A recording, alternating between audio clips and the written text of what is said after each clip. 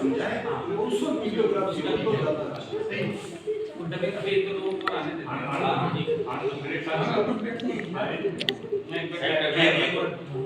हैं तो दिखा वीडियो नहीं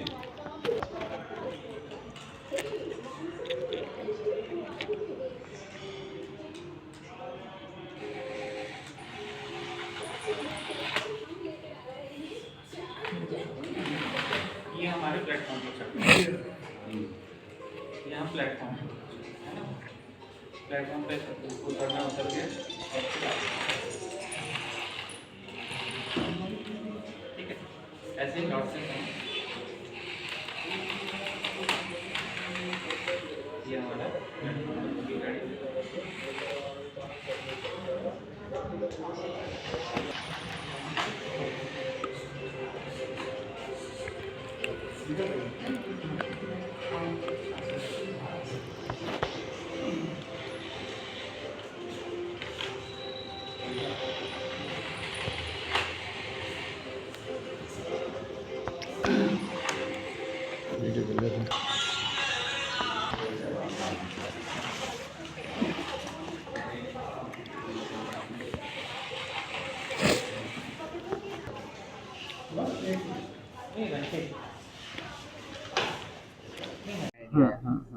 देखिए, जो बीकानेर की समस्या है वो समस्या रोहतक में भी थी।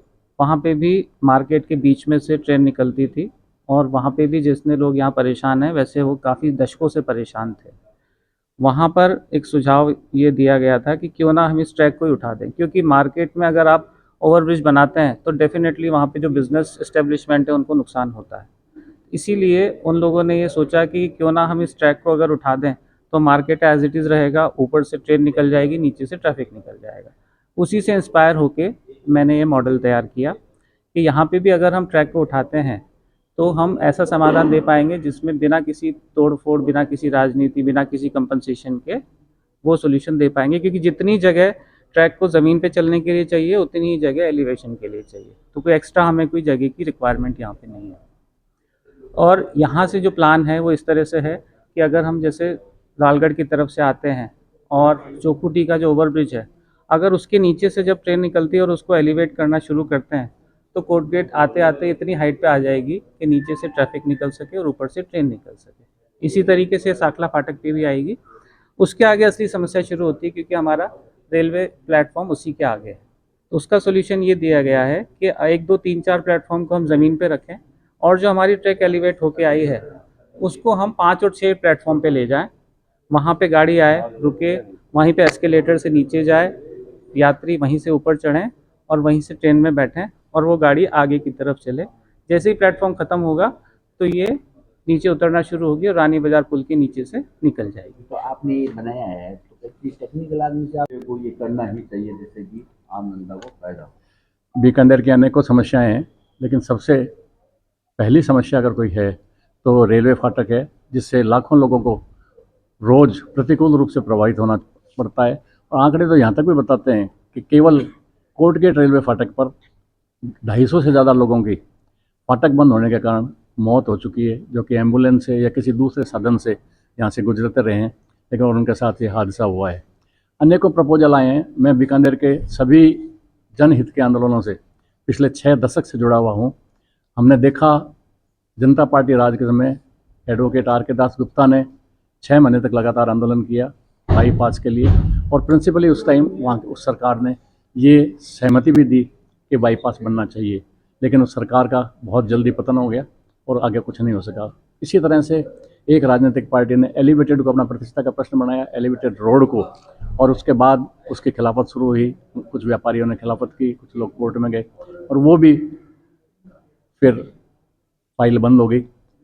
आज लोग बुरी तरह से प्रभावित हैं।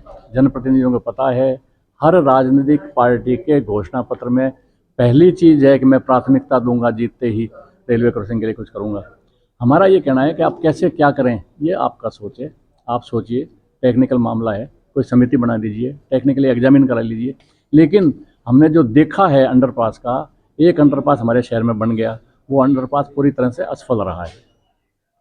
अब अगर हम बात करें मुआवजे की, तोड़ फोड़ की, तो ये जो एलिवेटेड ट्रैक का प्रस्ताव है, ये एक ऐसा प्रस्ताव है इसमें किसी दुकान, एक दुकान को तोड़ने की आवश्यकता नहीं होती, कोई मुआवजा नहीं देना पड़ता, किसी को भी कानूनी कार्रवाई में, लिटिगेशन में नहीं जाना पड़ता।